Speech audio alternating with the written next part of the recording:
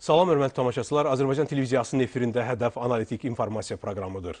Ermənistan cəbhədə məğlub olur, bundan daha da hiddətlənən erməni lobbisi xaricdə bu dəfə, belə deyək, daha da vəhşiləşir və bunu yerli xalqların, yerli dövlətlərin, vətəndaşlarında, ayrı-ayrı strukturlarında, o cümlədən media orqanları üzərində sınaqdan keçirməyə çalışır. Bugün studiyamızda məhz erməni vəhşiliklərini geniş şəkildə müzakirə edəcəyik. Təbii ki, studiyamızın qonağı ilə. Studiyamızın qonağı Cavanşir Feyziyev, Azərbaycan parlamentinin deputatı. Cavanşir müəllim, studiyamıza xoş gəlmişsiniz. Sağ olun.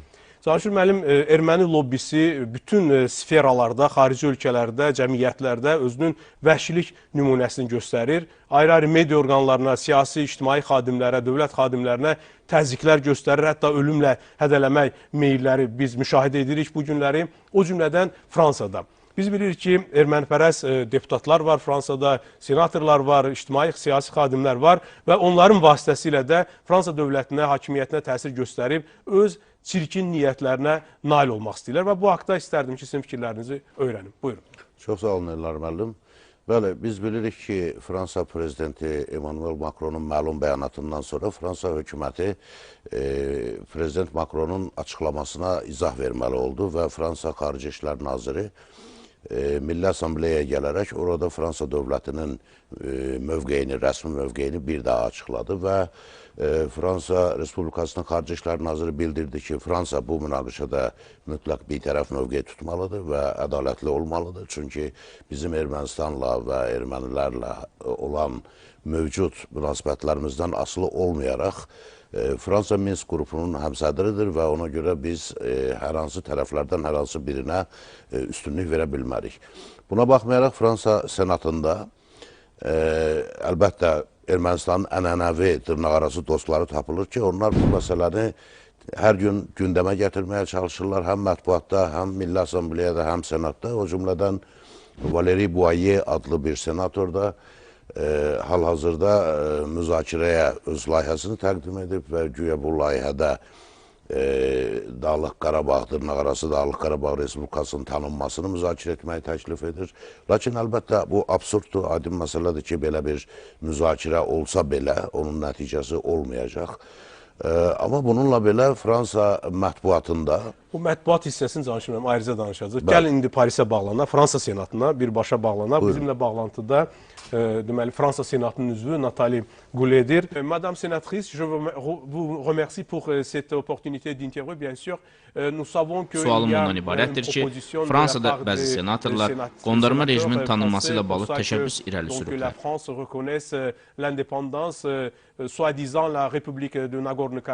Sizin də bu təklifin əleyhinə çıxışınız olub. Bu barədə nə deyə bilərsiniz?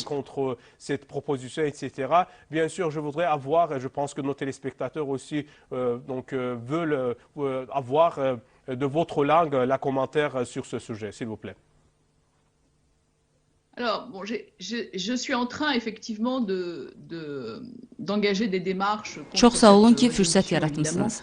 Ancaq mən ilk növbədə bu münaqişə qurbanlarının xatirəsini anıram və onların ailələrinin yanında olduğumu bildirirəm. Bu birincisi. Et rendre hommage aux victimes et soutenir leurs familles. Ça, c'est la première chose. İkincisi isə 3 həftə əvvələ qədər Fransada heç kim Dağlıq Qarabağın harda olduğunu bilmirdi. Təbii ki, Fransadakı ermənilərdən savayı. Bugün isə hamının məsələ ilə əlaqədar öz şərhi var. Ümumi fikir isə təəssüf ki, Azərbaycanın xeyrinə deyil. Hər şeyi bir-birinə qatıblar. Biz isə xüsusilə də mediada ciddi mübarizə aparırıq. Fransada fərqli fikrin eşidilməsinə nail olmaq çox-çox çətindir. Ona görə də balanslaşdırılmış diplomatiyaya nail olmaq çox əhəmiyyətlidir. Cənab Xarici İşlər Naziri Le Drian'ın dediyi kimi, bütün təşəbbüslər vəziyyətin mürəkkəbləşməsinə səbəb olmamalıdır. Xanım Boyer'in təklifi isə vəziyyəti gərginləşdirə və Fransanı çətin duruma sala bilər.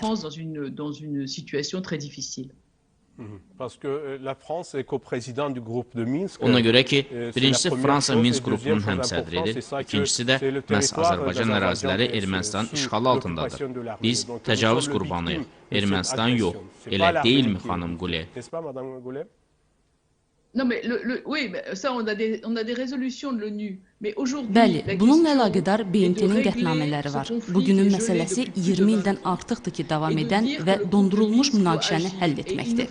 Və Minsk qrupuna deməkdir ki, hərəkətə keçsin. Bu mənada Fransanın mövqeyi pozucu olmamalıdır. Üstəlik, Minsk qrupunun həmsədri kimi də onun mövqeyi obyektiv olmalıdır. Bilirsiniz, Avropada və Fransada çox güclü erməni lobbisi var. Bizdə isə elə insanlar var ki, ümumiyyətlə Dağlıq Qarabağı xəritədə belə göstərə bilməzlər. Ona görə də burada insanlarla çox diqqətli və məhsuldar işləmək lazımdır. Və bu da BMT-nin qətnamələrinə əsaslanmalıdır. Çox sağ olun, xanım senator. Uğurlar. Dayanın, mənim yenə də deməyə sözüm var. Buyurun. Mən ümid edirəm ki, biz çox tezliklə Qarabağı ürəyimizdə hiss etməklə yanaşı, oranı öz gözlərimizlə də birbaşa görəcəyik. Sağ olun, xanım Qule. Siz bu sözlərinizə görə Azərbaycanın qəhrəmanısınız. Sağ olun. Merci Caşir Məmməd, görürsünüz, Madam Qule də dedi ki, Fransada çox çətindir fərqli mövqeyi. Bax, bu cümləni olduğu kimi istəyərdim ifadə edeyim. Madam Qulenin dilindən siz də eşitdiniz. Çox çətindir, belə deyək. Əslində, şərh formasında belə olsa, obyektiv mövqe tutmaq. Doğrudur, çünki bütün bu münaqişənin davam etdiyi müddət ərzində də biz bunun şahidi olmuşuq ki, Fransada məhz bu məsələ ətrafında doğru, düzgün məlumatın efirə çıxması və insanlara doğru, düzgün məlumatın çatdırılması olduqca çətindir. Bu da məlumdur, yəni 100 il ərzində orada möhkəmlənmiş erməni lobbisinin təzyiq üsulları həddindən artıq və imkanları eyni zamanda həddindən artıq genişdir. Fransanın bir çox mətbuat orqanlarında ermənilər çalışır. Həm aparıcı televiziya kanallarında, həm yazılı mətbuat orqanlarında. Mən bunun dəfələrlə özüm şahidi olmuşam. Və ona görə orada Azərbaycan haqqında, xüsusilə Dağlıq Qarabağ münaqişəsi ilə bağlı hər hansı bir ədalətli mövqeyin həmin Fransa mətbuatında işıqlandırılması olduqca çətindir. Ya da işıqlandırmağa cəhd göstərən jurnalistlər çox ciddi şəkildə hədələnir. təzyiq altında Nəinki jurnalistlər, ümumiyyətlə bu münaqişə ilə bağlı Azərbaycanın haqlı mövqeyini dəstəkləyən hər bir şəxs, jurnalist, tarixçi, ictimai siyasi xadimlər, onlara qarşı dərhal təzyiqlər baş verir ermənilər tərəfindən. Caşir Məmməd, gördünüz, TF1-in, yəni TF1 bilir ki, Televizyon Française 1 Fransada çox məşhur kanaldır və bir nömrəli kanaldır. Bir nömrəli kanaldır və onun jurnalisti Madame Liseron Budul gəlmişdi Azərbaycana, getdi obyektiv şəkildə gözəl bir reportaj hazırladı. Yəni burada bizim tərəfimizi tutmaqdan söhbət getmirdi. Obyektivlikdən söhbət gedirdi, amma nə baş verdi? Baxın, nə baş verdiyini indi sizin, mən xahiş eləyərdim rejissorumuzdan o həmin kadrları təqdim eləsin. Fransa mediası, üstəlik də daha doğrusu erməni lobbisinin təsiri altında olan Fransa mediası və oradakı Fransadakı erməni lobbisi hücuma keçdi bu qadına və Fransada, belə deyək, şəxsi kanalların vasitəsilə əldə etdiyim məlumata görə o qadın, yəni Madame Liseron Budul bugün isterika vəziyyətindədir və çox ciddi şəkildə psixi təsir göstərilib ona. Hətta bəzi dostlar söylədilər ki, evdən belə bayıra çıxmağa çox qorxur ki, və hər an öldürülə bilər və bu da səbəbsiz deyil, Caşir müəllim. Nə üçün? Bax, indi mən xahiş eləyərdim, rejissorumuz kadrları təqdim eləsin o mətbuat orqanlarında, ona qarşı necə təzyiqlər göstərir. Caşir müəllim, buyurun, siz fikirlərinizi söyləyin, kadrlar veriləndə mən bir-bir göstərəcəm. Buyurun. Siz dediyiniz kimi bu yeni deyil. Fransa ictimaiyyətinə bu yaxşı məlumdur. Çünki Fransada uzun müddət ərzində, son 50 il ərzində Fransa ictimaiyyəti dəfələrlə erməni terrorunun şahidi olublar. Və hal-hazırda həmin xanım jurnalist də ölüm təhdidi alıb. Ona görə bu qadının bu qədər təşviş keçirməsi təbiidir. Amma onlara məlumdur ki, 70-ci illərdə erməni terror dəstələri türk diplomatlarını necə qətlə yetirdilər, o cümlədən Fransada və Fransada hava limanında baş qəzetləri vermiş oxuyursunuz da, terrorlar. fransız qəzetlərində nələr yazırlar, yaxud da ki, onlar sosial şəbəkələrdə Fransada. Deyirlər ki, Asalanın metodlarına qayıtmanın vaxtı çatıb və gecikir. Açıq-aşkar, bəli, açıq-aşkar deyil. Görürsünüz, qəzetdə ayrıca məqalə verilib ki, sosial şəbəkələrdə necə təzyiq göstərir. Bax, bu adam ermənidir. O yazır ki, TF1-i idarə edən şəxslərin başı kəsilməlidir. Düşünürsünüz, Caşir müəllim, 21-ci əsr və başı kəsilməlidir. Fransada ədalətin təcəssüm eləməli olduğu Fransada belə vəhşilik, belə təzyiqlər. Bəli, amma bilirsiniz, bunu yazan ermənidir. Erməni harada yaşamasından asılı olmayaraq, istər Ermənistanda, istər Azərbaycanda, istər Fransada, istər Amerikada yenə də o erməni xislətini qoruyub saxlayır. Ona görə də Fransada yaşamağından, Fransa vətəndaşı olmasından, bəlkə də hətta orada anadan olmasından və orada təhsil almasından asılı olmayaraq, onlar yenə də həmin erməni xislətini, terrorçu xislətini qoruyub saxlamaqdadırlar və bütün dünya da artıq bunun şahididir. Və məsələ təkcə jurnalistlərdən ibarət deyil. Bir neçə il öncə ermənilər, Fransa erməniləri Dağlıq Qarabağ münaqişəsini araşdıran tarixçiləri də məhkəməyə vermişdilər və onlara çox güclü təzyiqlər edildilər. Mümkündür ki, bir neçə idarəçinin başı kəsildikdən sonra bu məsələlər düzəlsin, daha da yaxşılaşsın.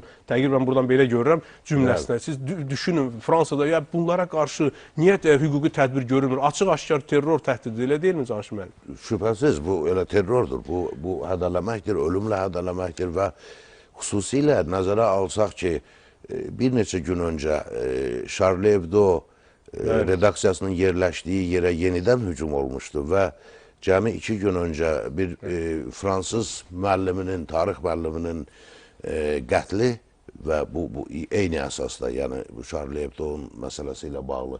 Bütün bu terror hadisələrinin fonunda sosial şəbəkədə erməni mənşəli fransızlar terror etməkdən çəkinmirlər. Fransada yaşaya-yaşaya, Fransa vətəndaşı ola-ola. Ona görə biz əslində bunu həmişə bilmişik ki, biz kimlərlə mübarizə aparırıq, bizim qonşularımız kimdir? Bunlar anadan gəlmə artıq türklərə qarşı, türk xalqına, millətinə qarşı nifrətlə böyüyən terrorçulardır. Bəli, Canşir müəllim, gəlin indi Fransaya bağlanaq. Fransada bizimlə bağlantıda tanınmış jurnalistlərdən olan Jean-Michel Lebrun, o Müsəlman en France, yəni Fransada Müsəlmanlar qəzetinin direktorudur. Və ondan müəyyən mənada gəlin fikirlərini öyrənək. Monsieur Lebrun, je vous remercie pour l'interview. Cənab Lebrun, sizə müsahibəyə görə təşəkkür edirəm. Mən Fransada yaşadığım və işlədiyim illərdə tez-tez eşidirdim ki, Fransada müsəlman olmaq çox çətindir. Fransa müsəlmanları bunu tez-tez deyirdilər. İndi isə Fransada baş verən son hadisələrə baxanda biz görürük ki, Fransada həm də obyektiv jurnalist olmaq da çox çətin imiş. Sizin bununla əlaqədar fikriniz nədən ibarətdir? D'être journaliste objectif en France. Quelle est votre position à l'égard de ça, monsieur Lebrun?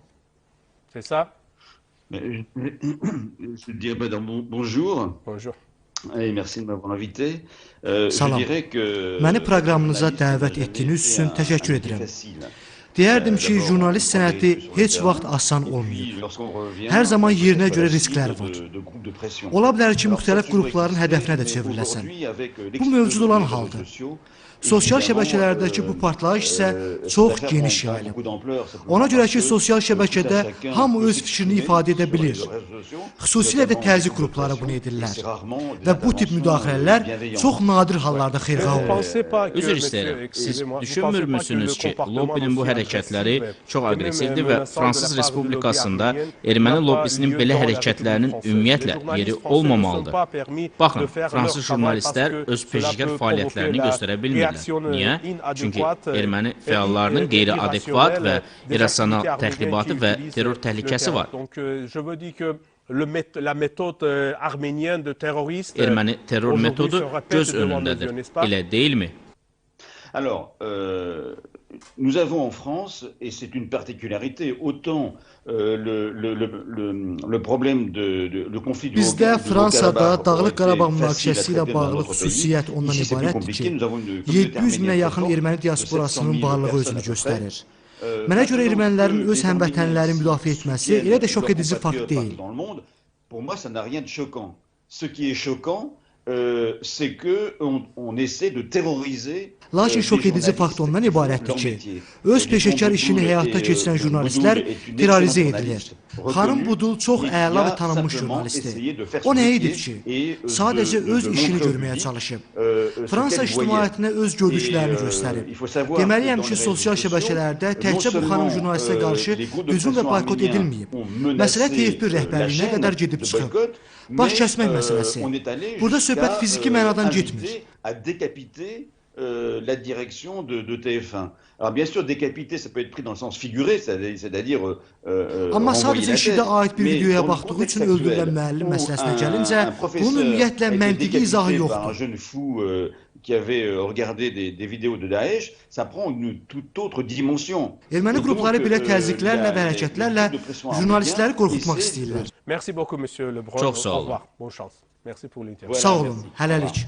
Sarışın, mən bax, görürsünüz, Fransa jurnalistləri belə etiraz edirlər. Bu insanları boğaza yığıblar, üzr istəyirəm ifadəmə görə. Yəni, bezdiriblər, yəni hər hərəkətləri ilə, hər addım başı. Hər yerdə biz 700 min nəfər Fransada erməni yaşayırıq. Bütün Fransa ictimaiyyəti, milyonlarla fransız və Fransa dövləti bizim sözümüzü deməlidir. Bu hansı məntiqdir, bu nə deməkdir? Yəni, Fransa məhkəməsi hara baxır ki, bunlar jurnalistin başını kəsməklə ittiham edirlər. Üstəlik də Jurnalist Sans Frontières təşkilatı var, bilirsiniz, sərhədsiz jurnalistlər. Onlar hara baxırlar? Onların bəs niyə bəyanatları biz görmürük? Çox güman ki, bütün bunlar gündəmə gələcək. Amma mən hesab edirəm ki, bu Fransa ictimaiyyəti üçün, Fransa ictimai fikri üçün bu hadisələrin baş verməsi özü çox maraqlıdır və çox ibrətamizdir. İndi fransızlar onların ölkəsində yaşayan fransız vətəndaşlığı daşıyan erməniləri özləri üçün yenidən kəşf edəcəklər. Və onlar bəlkə də indiyə qədər heç vaxt düşünməzdilər ki, onlara terror deyəndə, terrorizm deyəndə məhz yaxın şərq ölkələrini həmişə göz önlərinə gətirirdilər. Ən böyük terrorçu qrup içlərində yaşayır. Bəli, amma ən böyük terrorçu onların özlərinə sığınır. Jean-Dominique Mercier adında L'Opinion'da, bilirsiniz də, məşhur qəzetlərdən biridir. Orada da çox gözəl, izahlı şəkildə rejissor yəqin təqdim edəcək o kadrlarda. Bax, bu insan, bax, görürsünüz, Jean adı, deməli, təkrar edirəm, Jean-Dominique Mercier, canışım mənim. Bu izah edir, konfliktin bütün detallarına qədər göstərir ki, necə başlayıb, tarixi nədir, kim nə istəyir, nə üçün Azərbaycan haqlıdır və s. Yəni, bütün bu ermənilərin vəhşilikləri əslində həm də özlərinə qarşı işlədir. Bilməyən fransızlar da məsələdən agah olurlar. Bu 30 il ərzində Fransa erməniləri, Fransa ictimaiyyətini o qədər alladıblar ki, o qədər onlara yanlış təsəvvür yaradıblar ki, bu Qarabağ münaqişəsi ilə bağlı. İndi bütün bu yalanların üstü açılır, ermənilər ifşa olunur. Ona görə də onlar bunu sakit qarşılaya bilmirlər. Və onların o canında, qanında olan o terrorçu hissiyatları yenidən oyanır və bu dəfə də öz vətəndaşlarına qarşı, fransız vətəndaşlarına qarşı onlar o həmin terrora çağırırlar. Bayaq dediyim kimi, bu Fransa cəmiyyəti üçün yeni bir kəşf olacaq və artıq onlar öz şəhərlərində yaşayan erməni icmasının nələrə qadir olduğunu görəcəklər və o zaman bizi daha yaxşı başa düşəcəklər. Bəli, bu, indi gəlin bilavasitə cəbhədə baş verən proseslər, buna region ölkələrinin münasibəti haqqında söhbət açaq, Canşin müəllim. Hər tərəfdən məğlub olurlar və belə deyək, diplomatik cəbhədə, əsl real cəbhədəki, yəni ordumuzun, müzəffər ordumuzun qələbələri məlumdur, psixoloji sahədə də Ermənistan faktiki olaraq çöküb, diz çöküb. Vəziyyət belədir. Amma bütün bunların fonunda, yəni bütün dünyanın gözü qarşısında bu proseslər baş verir, müasir informasiya texnologiyaları göz qarşısındadır, yenə də öz xalqlarını aldatmaq istəyirlər. Bəli, onlar bu ideya fix onların beynində o qədər möhkəm yerləşib ki, yenə də siz dediyiniz kimi cəbhə bölgəsində məğlub olurlar, bu məlumdur. Yəqin ki, Ermənistan cəmiyyətində də bunu bilirlər. Onlar nə qədər gizlətməyə çalışsalar da yenə də dünya mətbuatından hər halda ermənilər bunu izləyə bilirlər. Və xaricdə yaşayan ermənilər xüsusilə onların bütün digər mənbələrə girişi çox asandır və onlar hər halda Ermənistanda yaşayan qohumlarını, tanışlarını da məlumatlandırırlar əgər Ermənistanda bu məlumatiyyə varsa. Arayik deyilən o terrorçu başı özünü prezident elan eləmişdin. Gəl də prezident ol görə necə prezident olacaqsan? Saxta prezident. Bəli, saxta dırnaq arası belə deyək, quldurbaşı. İndi Vladimir Putinə, Rusiya Federasiyasının prezidentinə məktub yox, yalvarır. Yalvarır ki, bizi, bu Azərbaycanı dayandır, belə deyək, siz dahi siyasi şəxsiyyətsiniz, bunda şübhə yoxdur. Vladimir Putinin çox nüfuzlu şəxs olmasında, dövlət rəhbəri olmasında yalvarır ona. Amma bu yalvarışları bəs sən indi eləyirsən və zamanında ki, Azərbaycan təklif eləyirdi, hər cür şərait yaradılacağını bildirirdi. Niyə onu da eləmirdin? Elə deyil mi Canşin müəllim? Amma bilirsiniz, maraqlı tərəf odur ki, hətta bu cür ağır durumda belə ermənilər yenə riyakarlıq edirlər. Yenə o Arayik Harutyunyan eyham eləyir ki, Qarabağ Rusiyanındır, Azərbaycanın deyil. Yəni onlar düşünürlər ki, əgər bizim olmursa, Azərbaycanın da olmasın, qoy Rusiyanın olsun. Və başa düşmürlər ki, axı Rusiya dünyanın ən azından aparıcı dövlətlərindən biridir və bölgəmizin, Avrasiya qitəsinin ən böyük dövlətidir. Yəni ona görə necə onlar düşünürlər ki, Rusiya prezidentini, Rusiya boyda bir dövlətin rəhbərini allada bilərlər. Mən onu təsəvvür eləmirəm. Bu ağılla, bu dünya görüşlər, necə onlar özlərini siyasətçi adlandırırlar, necə onlar Ermənistana rəhbərlik edirlər, hələ üstəlik Azərbaycanın bir hissəsinə də rəhbərlik eləmək istəyirlər. Canışım, gəlin indi Rusiya bağlanaq. Bağlantıda bizimlə politolog Sergey Markov olmalıdır. Salam, Sergey Aleksandroviç. Sergey Aleksandroviç, gəlin biz indi Prezident Vladimir Putinin Valday klubundakı çıxışından bir iqtibasa baxaq, sonra sizinlə davam edək. Вы сказали о том, что у России всегда были особые связи с Арменией. Но у нас всегда были особые связи и с Азербайджаном. Мы понимаем, что такая ситуация, при которой значительная часть территории Азербайджана страной утрачена, она не может продолжаться вечно. На протяжении многих-многих лет мы предлагали самые разные варианты урегулирования этого кризиса для того, чтобы стабилизировать ситуацию на длительную историческую перспективу. Я сейчас не буду вдаваться в подробности. Но, поверьте мне, это была напряженная работа по сближению позиций. В какие-то моменты казалось, что еще чуть-чуть, еще немного, еще один шаг, и мы найдем решение. К сожалению, этого не произошло, и сегодня мы имеем конфликт в самом худшем его варианте. Sergey Aleksandroviç, Sergey Aleksandroviç, təbii ki, biz bununla bağlı Vladimir Putinin çıxışı ilə əlaqədar sizin də mövqeyinizi və şərhinizi eşitmək istərdik. Buyurun. Вы знаете, здесь Владимир Путин четко и ясно сказал, что Россия не занимает армянскую сторону в конфликте, в войне между Арменией и Азербайджаном. Bilirsiniz, cənab Putin çox dəqiq və aydın dedi. Rusiya, Azərbaycan və Ermənistan arasındakı konfliktdə, müharibədə Ermənistan tərəfində yer almayıb. Rusiyanın həm Azərbaycanla, həm də Ermənistanla uzunmüddətli əlaqələri var. Bu, təmiz və dürüstlüyə əsaslanan münasibətdir. И для лидеров Армении во главе с Николой Пашиняном, и для огромного количества друзей Армении. Putin bu sözləri Paşinyanın rəhbərlik etdiyi Ermənistanda soyuq duş və şok effekti yaratdı. Eyni zamanda Rusiya kütləvi informasiya vasitələrində təbliğat aparan, erməni lobbisinin təsirində olan Ermənistanın yaxın dostlarında da. Vladimir Putin elan etdi ki, Ermənistan Azərbaycanın işğal olunmuş ərazilərində müharibə aparır. İndi onlar Rusiyanı Ermənistan tərəfdən məsələyə müdaxilə etməsinə şövq edirlər. Təbliğat aparırlar ki, güya vuruşan Azərbaycan deyil, Türkiyə Rusiyaya qarşı müharibə aparır.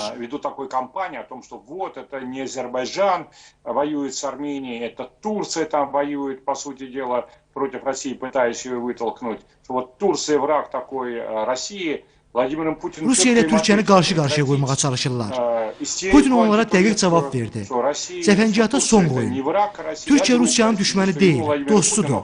Очень комфортно и надежно работать с президентом Турции Эрдоганом. Bu gün Vladimir Putin Erdoğanla çox rahat və səmərəli şəkildə işləyir və mən inanıram ki, bundan sonra erməni lobbisi tərəfindən idarə edilən Rusiya kütləvi informasiya vasitələri tərəfindən Türkiyə əleyhinə olan isterikaya son qoyulacaq. Çünki bununla onlar Vladimir Putinin siyasi fəaliyyətinə qarşı çıxırlar. Əgər dayandırmasalar, sadəcə öz karyeralarını məhv etmiş olacaqlar. Sergey Aleksandroviç, müsahibəyə görə çox sağ olun. Beləliklə, Canışım, bax, görürsünüz, proqramımız yekunlaşır, çox qısa rezümə eləyə bilərik bizdə. Yəni, məsələ ondadır ki, Ermənistan rəhbərliyinin bilavasitə aqressiv və, belə deyək ki, sərhəd tanımaz siyasətinin nəticəsi oldu bu. Öz xalqını da boşundan qırğına verdi, eyni zamanda ölkəsini də dünyada biabr etdi və nəticədə göz qabağı. Dünya miqyasında Ermənistanın artıq iç yüzü bəllidir və heç kim onu dəstəkləmir və Rusiya prezidenti Vladimir Putinin cavabından sonra onlar bəlkə sonuncu ümid yerləri olan Rusiyanın da dəstəyini itirdilər. Əlbəttə, əgər biz sülh yolu ilə bu münaqişənin çözülməsi zəminində ermənilərə, Azərbaycanda yaşayan ermənilərə hər hansı bir mədəni muxtariyyət sözü verirdiksə də, amma indi bəlkə də danışıqların mətni tamamilə dəyişəcək və bir halda ki... sözünə diqqət eləsiniz, Canan müəllim, nə dedi? Dedi ki, biz dəfələrlə çox müxtəlif variantlar təklif eləmişdik. Əslində, bunların bu sözləri mən düşünürəm ki, elə Ermənistana deyirdi. Deyirdi ki, biz sizə bu vəziyyətin gələcəyini öncədən söyləmişdik. Levon Ter-Petrosyan da vaxtında demişdi. Vaxt gələcək bizə bu verilənləri verməyəcəklər və yalvarsaq da verməyəcəklər. Erməniləri belə yanlış yola aparan bir tərəfdən də Azərbaycanın bu məsələni məhsul yolu ilə həll etmək istəyidir. Ermənilər gördülər ki, Azərbaycan müharibə etmək bəlkə istəmir, ancaq sülh yolu ilə danışırlar və onlar bundan sui-istifadə etmək istədilər və zamanı uzatmaqla torpaqlarda möhkəmlənmək və artıq Azərbaycanın o yerə qayıtmaq arzusunun bəlkə vaz keçəcək deyə belə bir yanlış yola düşdülər. Amma odur ki, müəllim, Azərbaycan prezidenti İlham Əliyevin həm hərbi sahədə, həm siyasi sahədə, diplomatik sahədə siyasəti zəfər çaldı. Bəli, ədalət heç vaxt itmir. Gec də olsa, tez də olsa, son 250 il ərzində Səfəvilər dövlətinin süquta uğramasından sonra ilk dəfədir ki, Azərbaycan milli ordumuzun apardığı əməliyyatlar sayəsində, Ali Baş Komandanın rəhbərliyi altında ilk dəfədir ki, itirilmiş torpaqlarını Azərbaycan geri qaytarır və bu tarixi qələbədir. Çox sağ olun, Canan müəllim. Təşəkkür etmək istəyirəm, studiyamıza gəldiniz. Maraqlı, dəyərli fikirlərinizi bizimlə və tamaşaçılarımızla bölüşdünüz. Sağ olun. Sağ olun. Əziz tamaşaçılar, beləliklə qələbə yenə hər zaman söylədiyimiz kimi bizimlə olacaq və əlbəttə həm Allah, həm ədalət, həm haqq, ümumiyyətlə bu dünyada nə qədər humanist, ədalətli prinsiplər varsa, məhz bizim tərəfimizdədir. Çünki biz haqlıyıq. Sağ olun, Hədəf Analitik İnformasiya proqramına baxdınız.